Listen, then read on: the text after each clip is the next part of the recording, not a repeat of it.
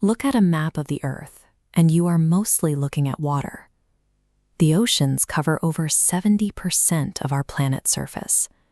Yet, we have actually mapped and explored less than 10% of it.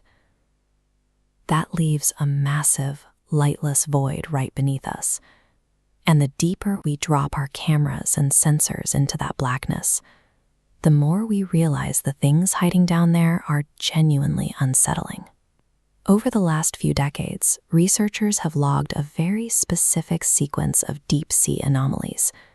Taken together, they point to something enormous and possibly deliberate moving around in the abyss. The documented history of these events begins in 1968, recorded within a classified naval log at the height of the Cold War. Leaving 90% of our own world completely unchecked is a massive gap in marine biology. But it also means we have absolutely no idea what we are sharing this planet with. In 1968, a Navy vessel was conducting a standard sweep deep in the Pacific Ocean. Their sonar pinged a massive, solid contact on the seafloor. Based on the sheer scale, the crew logged it as a geological formation, like an underwater mountain ridge. Then the sonar pinged again. That mountain-sized ridge had moved. Standard returns measure the size and density of underwater objects. The data showed an entity vastly larger than a blue whale, the largest known creature on Earth. It was slowly pulling itself along the bottom, and the operators soon realized it was not an isolated blip.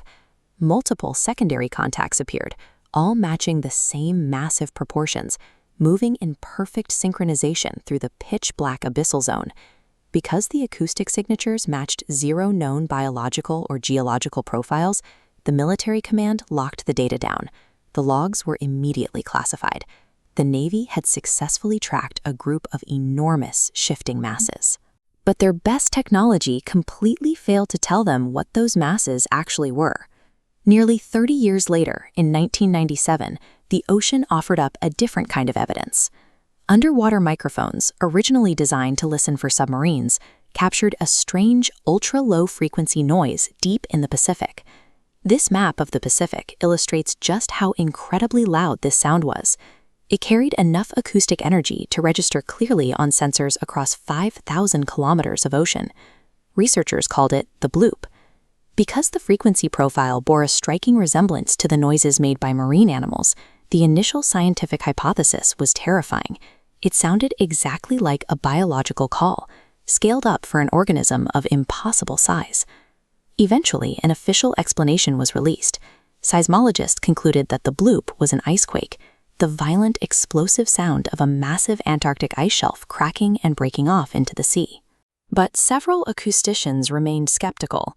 The highly structured, sweeping pattern of the audio frequencies didn't entirely align with the random, chaotic noise generated by fracturing ice. Regardless of whether the source was a shifting glacier or a living leviathan, the 1997 recording proved that the deep ocean generates massive, concentrated energy signatures that dwarf anything humans can produce. We could track the movement, and we could hear the sounds.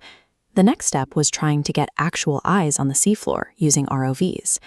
An ROV is a remotely operated vehicle, essentially an underwater drone equipped with high-pressure cameras. During one of these descents, the camera feed captured something resting in the silt. It was a massive, pale structure, coiled into a perfect spiral. The immediate logical assumption was that it had to be a rare geological formation, or perhaps the skeleton of an unknown deepwater coral. However, as marine biologists examined the footage, they found no organic irregularities or random growth patterns. Every segment of the coil was identical in width and curvature, lacking the natural asymmetry typically found in deep-sea coral or stone erosion.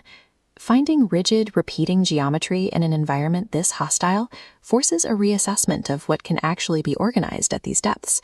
It suggests a level of structural precision that we cannot yet explain using natural models. To find out for sure, a highly specialized expedition sent a team of human divers down into the abyssal zone. Their goal was to physically inspect the anomaly and gather tangible samples. But as they approached the target depth, their life support and navigation systems began to fail simultaneously. Digital compasses spun erratically, and the primary halogen camera lights flickered out. worse than the mechanical failures was the reaction of the dive team. Over the comms, multiple divers reported severe psychological distress, a sudden, overwhelming sensation that they were being deliberately watched by something hostile in the water. The surface crew immediately aborted the descent and pulled the team up. The official expedition reports and the psychological debriefings from those divers were subsequently sealed and never released to the public. It appears there is a threshold in the deep ocean. Cross it, and both our best technology and our own biology begin to systematically shut down. We currently have highly detailed, complete topographical maps of the surface of Mars, yet our own seafloor remains a massive, unmapped blind spot.